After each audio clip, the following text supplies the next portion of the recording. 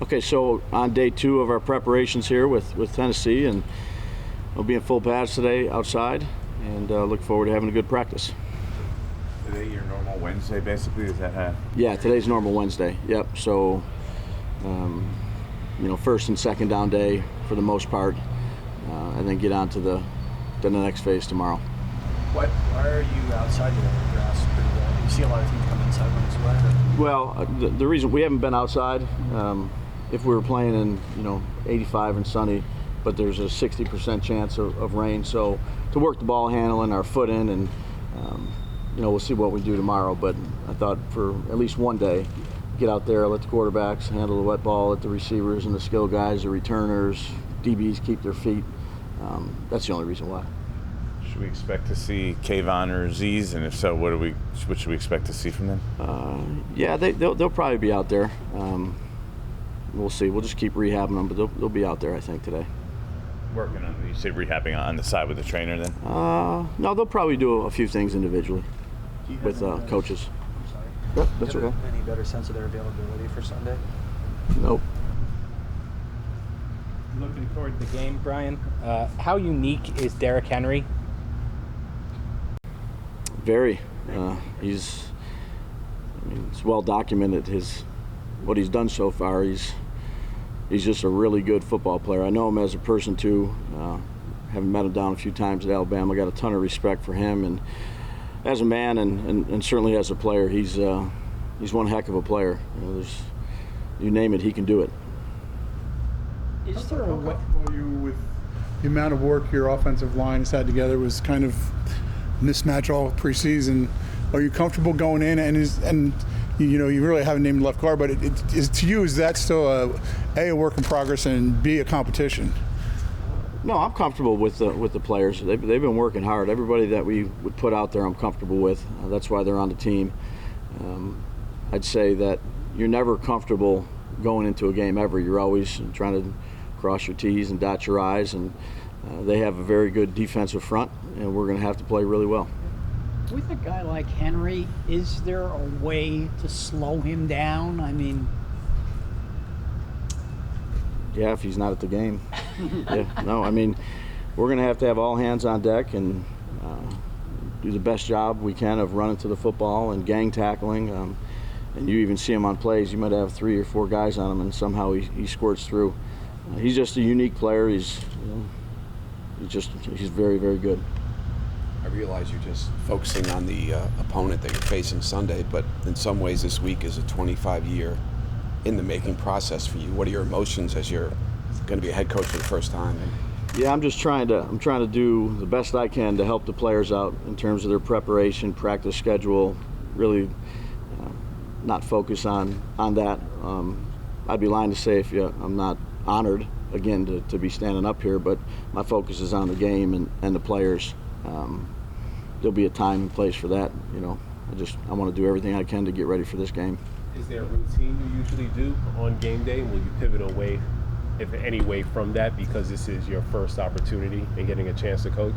No, I think those 3 preseason games, I know it's at different time, 4:30, 4:25, but no, it's been pretty consistent. Maybe a little bit different than when I was a coordinator, but consistent on these last 3 preseason games. What are those differences from when I was a coordinator? Well, when you're calling plays, it's just a different mindset when you're calling the play and you have your call sheet and you're going through tons of different play calls. I'm going through tons of different situations and timeouts and challenges and when to go for it on 4th down and just reviewing the stuff that I have to do a good job of before the game. And the difference when you're calling plays is there's 1,000 things going through your head the night before and usually during the game. So it's different things. How much are you still going to be involved in that? How much are you still going to be involved in the play calling? What do you anticipate your? Yeah, well, my job is to know all the offense, the defense, and the kicking game, and go through with the coaches before the game starts. Obviously, there's adjustments that need to be made and decisions that have to happen quick when you're a play caller. But I certainly have input on all 3 of those areas.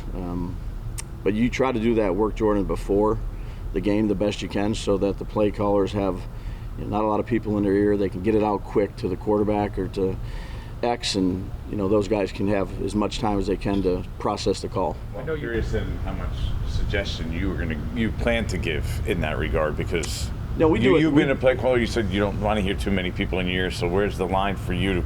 Okay, I'll give suggestions to Mike, but I don't want to be too overbearing. Again, we try to map it out the best we can prior to the game, and then in between series, I'll talk with all three of the coordinators about things that come up.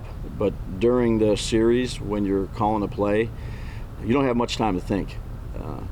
And the more you hear, I'd say as a play caller, the harder it is. So, again, we've practiced it throughout preseason games. I think Mike needs a clear head, Wink needs a clear head, T-Mac in a different regard.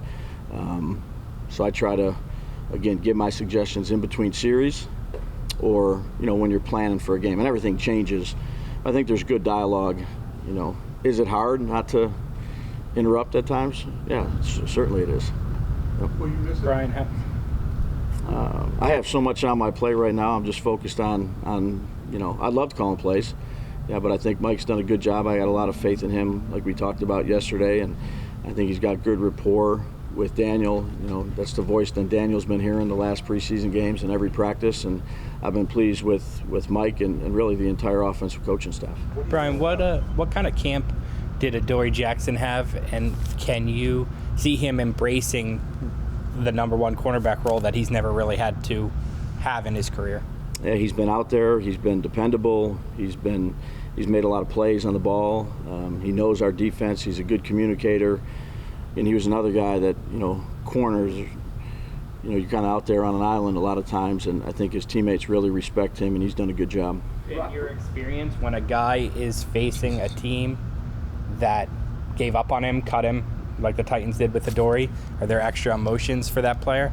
I don't know. I think you'd have to ask him. I think it's probably different for everybody. It's kind of the norm in this league for coaches and for a lot of different players that people on the other side or you've been there before, and I don't think I certainly don't think about it when I'm going against other teams that I've coached for, but that's probably a good question for Adoree. Brian, do you see a difference in your players this week? I mean, you're playing for keeps now. Do they have like game face on, an edge to them, and anxiousness? No, they've been pretty consistent. I mean, we've tried to put as much stress on them as we can this spring, and then obviously in the summer with a wide variety of things. And we preach consistency and dependability, and I think those guys have done this. I'm sure, again, I don't want to speak for all the guys. I'm sure there's a heightened sense a little bit because it is a regular season, but you try to preach that and teach that before it gets to this point so it feels like normal. But certainly the opening day is a very exciting day for all of us. Brian, what do you think? What do you think having a game plan, a smaller menu, will do for Daniel? On Sunday, as opposed to what we've seen from him playing either vanilla in the preseason or in practices with the whole playbook. Well, I'm not going to make a prediction, but I just say you have more time to really study the things that you're going to do in a game. You're focusing on certain players. It's a lot more detailed in terms of what you're trying to get accomplished. But Daniel's, since I've been around him, I think he's got the right approach really every week. Certainly weren't game planning in the preseason, but the way he approached things, I've been impressed with. Were you surprised at all at his input? Not the level of input, but was there any? And I don't expect you to give us the place specifically, but were there things that he said he liked or didn't like that made you scratch your head? For this week or just in general? Yeah, I think there's constant communication on that. He comes up when people leave and he goes through things with Mike and Shea, or he'll tell me something. And again, you want to have the quarterback feel as comfortable as he can. And you also want to tell him some of the reasons why you're doing things you want to try to do against the opponent you're going against. But he's had really good dialogue with us. I think he's in a good spot. What was it like about him today that maybe you didn't know when you took the job? Daniel? Yeah. I've heard he was a hard worker. I get to see it. He is extremely hard. He's here all the time, but he's more on the quiet side, but he is ultra competitive. And he does a really good job in the huddle with his teammates when you just step out and listen to him. I think he's a good leader.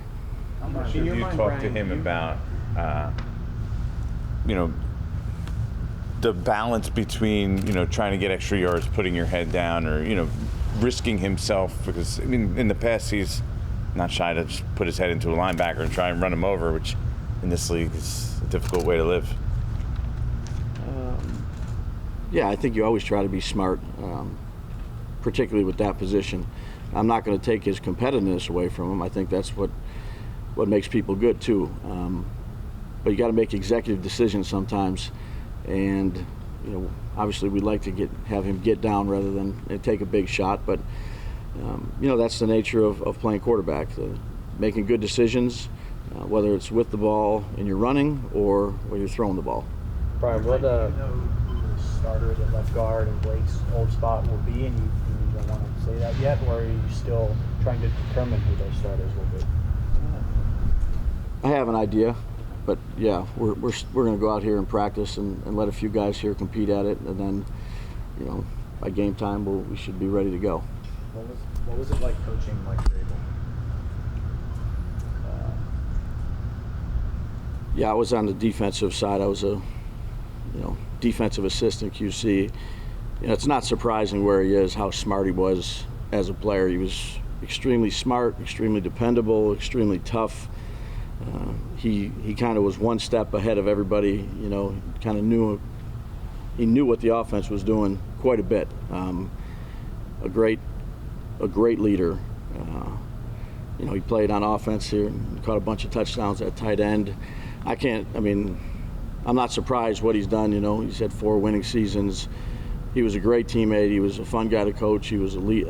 I can't say enough good things about him. He was impressive 25 years ago or whatever it was. It goes by in a split second. And obviously he's done a great job here. Last 3 years playoffs, AFC #1 seed last year. None of it's surprising. In any way, do you consider this a barometer to see where your team is at going up against the #1 seed and testing your skills off the bat? No, every year is a new year. We're just going to try to do the best job we can of preparing. We understand the difficult challenges that this team presents, both schematically and in particular with the players, and go out there and do our best job we can do on Sunday. Brian, you talk about focus. Do you leave the family home when you say, come along and see my first game? I don't really give too many instructions at home. I kind of take them. So, yeah, my wife will be there, yeah, with the kids.